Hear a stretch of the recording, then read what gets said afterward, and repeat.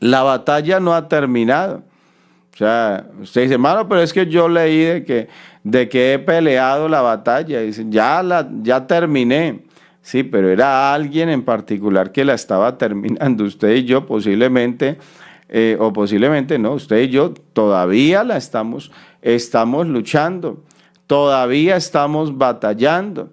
Pero hermano, en ese batallar, nosotros vemos de que Dios cada día nos envía provisiones. Cada día Dios conoce, es que Dios sabe lo que usted y yo necesitamos y nos manda la provisión, nos manda lo que necesita nuestra vida. Me llamó la atención la semana pasada.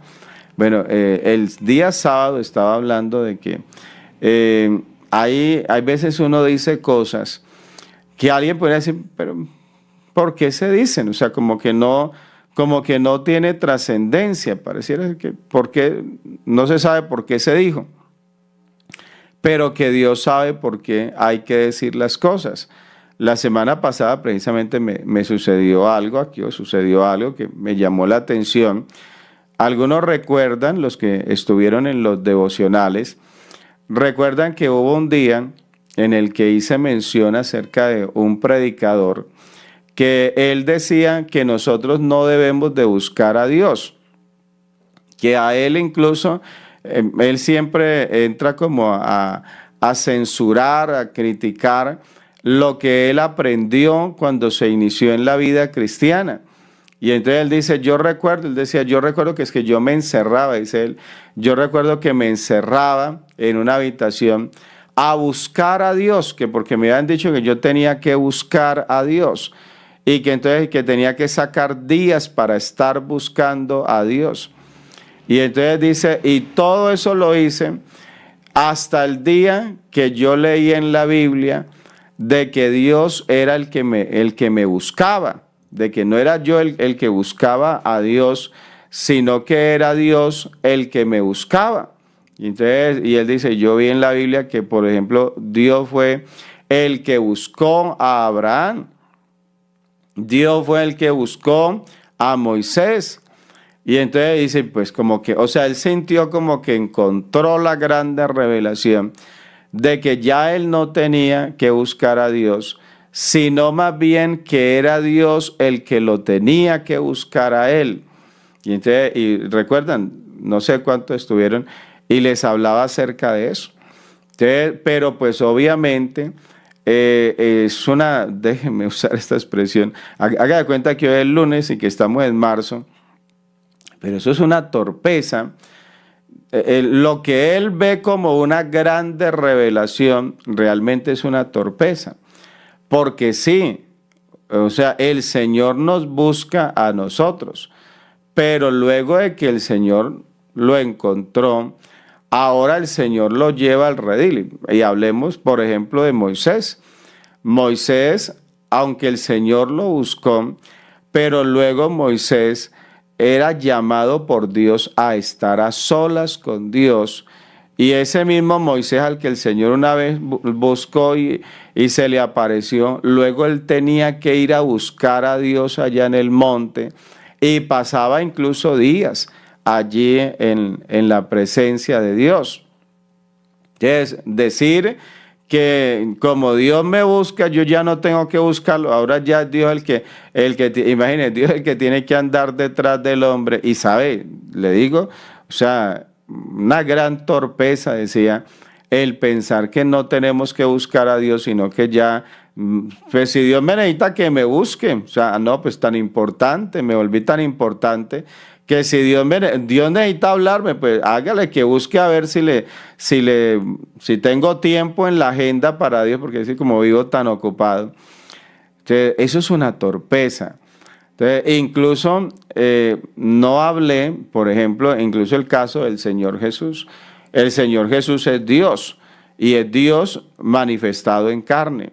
Pero mire que el Señor Jesús, quien es Dios manifestado en carne, él sacaba tiempos de oración.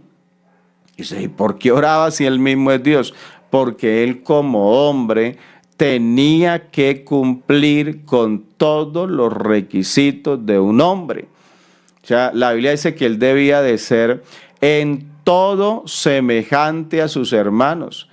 La Biblia dice que él, sus pasos, o sea, las huellas, digamos, para que se entienda mejor, las huellas que él dejó, sus pasos nos pondrá por camino. O sea, ustedes quieren llegar al cielo, bueno, ahí están los pasos míos, sigan los pasos. O sea, él mostró, él dio ejemplo, él vino a dar ejemplo. La Biblia dice, debía de ser en todo semejante a sus hermanos. Y el Señor incluso dijo, el que cree en mí, las obras que yo hago, él las hará también. Dice, y aún mayores hará. Y uno, claro, uno lee eso y sabe que lo que siempre hemos creído, bueno, si el Señor sanó a un leproso, yo voy a sanar a 2. Si el Señor resucitó a un muerto, yo voy a resucitar 10. Entonces, ¿por qué? Porque él dijo, el que cree en mí las obras que yo hago, él las hará también y aún mayores. Pero lo miramos solamente desde el punto de que, bueno, pues, él hacía milagros, yo también. Pero hermano, el Señor no lo limitó a eso. Es que el Señor vino a darnos ejemplo. Y el Señor, la Biblia, lea la Biblia, usted va a encontrar que en repetidas ocasiones se habla de que el Señor se retiraba a solas a orar. Se habla de que el Señor pasaba la noche orando. Y uno dice, a ver, querido teólogo, usted que resultó diciendo que ya no hay que buscar a Dios, entonces lo que hacía el Señor era una equivocación. Entonces yo no debo no debo de seguir el ejemplo del Señor. Entonces, mire usted que de hecho eso es un error, eso es algo que realmente, pues el enemigo engaña a una persona y lo más tremendo es que él luego se las da de maestro y comienza a enseñar a otros y a desviar o sea, la persona digamos así, se torció en la fe, pero ahora él está dañando a otros. Por eso, vea, por eso la Biblia dice, no os hagáis maestros muchos de vosotros, sabiendo que tendréis mayor condenación. ¿Sí?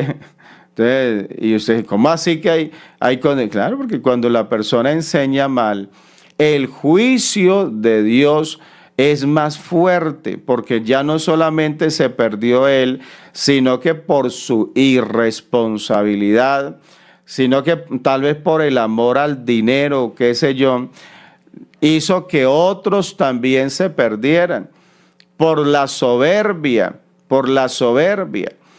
Ayer estaba hablando con una persona allí en la iglesia y me decía ella, dice, es que, bueno, ella ha asistido o asistió mucho tiempo a iglesias trinitarias. Y ella decía, hermano, pero es que a mí, decía, es que yo he hablado con mis pastores y yo les he preguntado a ellos, me decía así, me decía, yo les he preguntado que si el bautismo es para el perdón de los pecados. Y ellos me han dicho que no. Y ella me decía, hermano Jairo, la verdad, dijo, yo le digo la verdad, yo les he preguntado así directamente. Les he dicho, el bautismo es para el perdón de los pecados. Y ellos me dicen que no, que el bautismo no es para el perdón de los pecados. Y pues me dio curiosidad. Porque yo le dije, pues veamos a ver si la Biblia dice eso. Y entonces cogí y le abrí la Biblia. Déjeme y se la abro, que usted dice, hermano Jairo, interesante que nos comparta eso acá.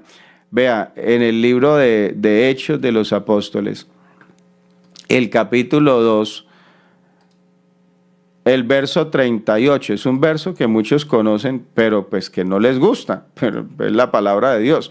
Hay que predicarla aunque no les guste. Mire lo que dice Hechos capítulo 2, el verso 38. Dice, Pedro les dijo, arrepentíos y bautícese cada uno de vosotros en el nombre de Jesucristo. Y dice, para perdón de los pecados. O sea, le pregunto algo, ¿lo dice ahí o me lo estoy inventando yo? Vea, Pedro les dijo, arrepentíos y bautícese cada uno de vosotros en el nombre de Jesucristo para perdón de los pecados. Entonces, ¿qué es lo que es? O sea, a ver, tratemos de desbaratar ese texto. ¿Qué es lo que es para perdón de los pecados? Según el texto, porque dice para, ¿sí?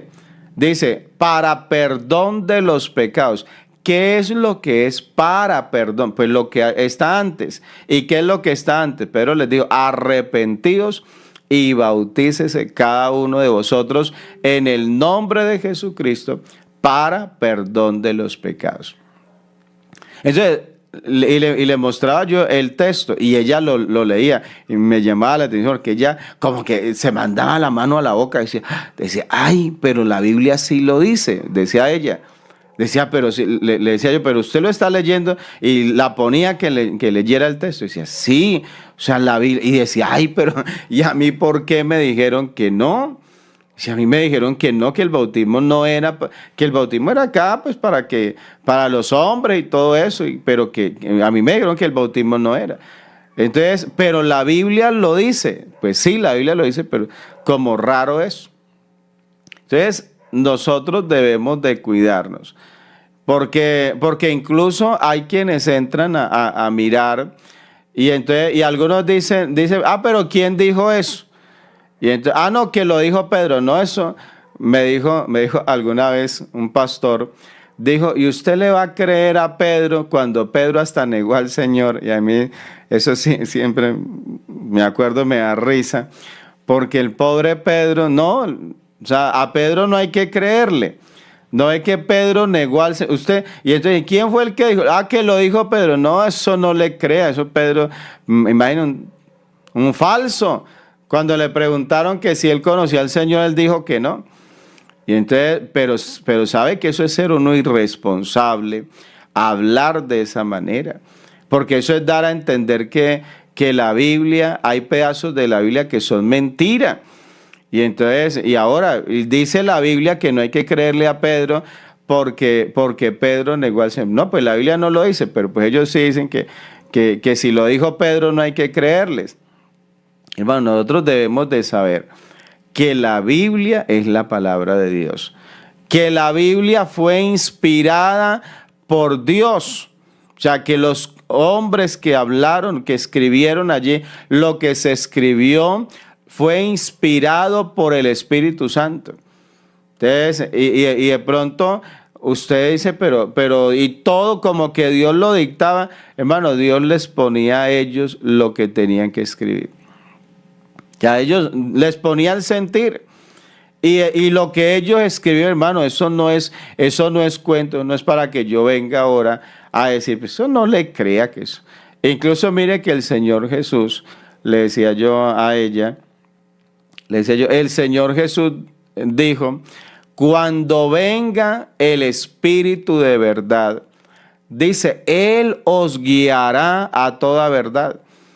Y entonces, y preciso, mire, la cita, Hechos 2:38. Y usted sabe qué pasó en los primeros versos del capítulo 2, que ellos recibieron el bautismo del Espíritu Santo, lo habían acabado de recibir. Y luego de recibirlo, fue que la gente se reunió porque los oían que hablaban en lenguas y entonces ellos no entendían porque oían y decían, pero ellos ¿qué es lo que están hablando? Yo no les entiendo. Pero otro decía, pero yo sí le entiendo porque está hablando en mi idioma. Pero ellos, ¿por qué hablan en nuestro idioma en el que nosotros hemos nacido? ¿Quién les enseñó? Y la gente se reunió y el que no entendía dijo, no, estos están borrachos. Y entonces hay un momento donde Pedro se levanta y frena todo y comienza a predicar. Dice, esto es lo dicho por el profeta Joel, y se extiende en una tremenda predicación. O sea, el profeta Joel habló de lo que aquí estaba sucediendo, es lo que dijo Pedro. Imagínese usted, profeta Joel anunció esto. Los postreros días, dice Dios, derramaré mi espíritu sobre toda carne. El Señor Jesús dijo, cuando venga el Espíritu de verdad, Él los guiará a toda verdad. El Señor Jesús dijo, yo enviaré sobre vosotros la promesa del Padre, pero quedaos en la ciudad de Jerusalén. El Señor Jesús dijo, pero recibiréis poder cuando venga sobre vosotros el Espíritu Santo. Y eso se cumplió, se había acabado de cumplir. Y luego de eso es que Pedro les dijo, arrepentíos y bautícese cada uno de vosotros en el nombre de Jesucristo, para que alguien venga ahora y me diga que eso que dijo Pedro es una mentira y que usted no le tiene que creer. O sea, se cumple la profecía de Joel, se cumple lo que el Señor dijo que vino sobre ellos, el Espíritu Santo, pero fue mentira todo lo que se dijo, porque Pedro, imagine, se levantó, fue a blasfemar según ellos, se levantó, fue a decir barbaridades que no tenía que decir y que no hay que creerle. Hermanos, yo tengo que reflexionar a ver si de verdad fue que el Espíritu Santo, digamos, no hizo nada. No hizo nada, porque antes Pedro nunca había salido con algo como esto, y más bien recibió el Espíritu Santo, y según ellos, cuando lo recibió, en vez de irse en dirección de la verdad, se fue a crear herejías y todo. No, hermano. Eso es realmente una persona hablar cosas que no debe de hablar. Entonces yo debo de saber